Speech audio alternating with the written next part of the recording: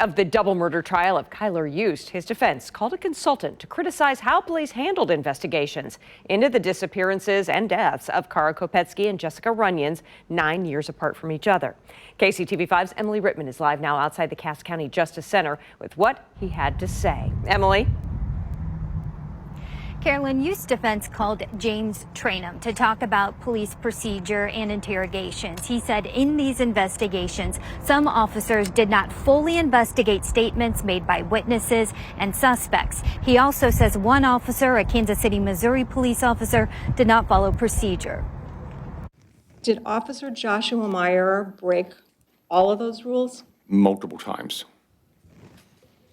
And when an officer breaks those rules, gives witnesses personal opinions, false information, information that shouldn't be made public, how does that affect the witnesses?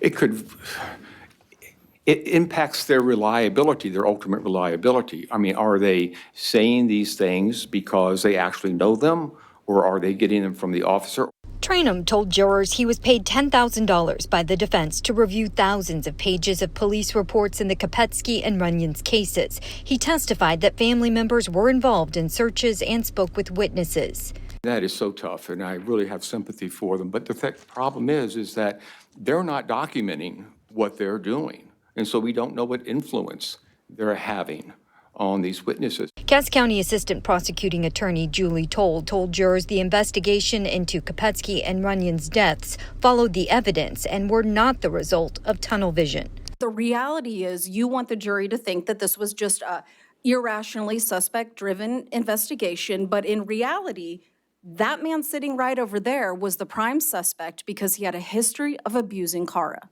Toll says Yust was calling Kara's phone right before she was last seen leaving Belton High School on May 4th, 2007, and that Yust was with Jessica the last night she was seen alive on September 8th, 2016.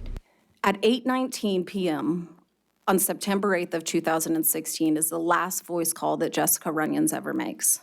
Okay. At 11:30 in the evening, Jessica and the defendant leave Alan Alvarado's, right? Around that time, yes. Jessica is never seen again. She's never talked to again.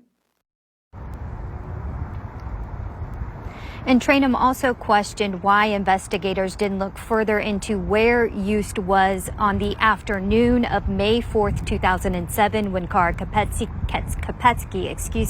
disappeared. The state said that was irrelevant because no one heard or saw Kara after 10:25 in the morning of May 4th. 2007.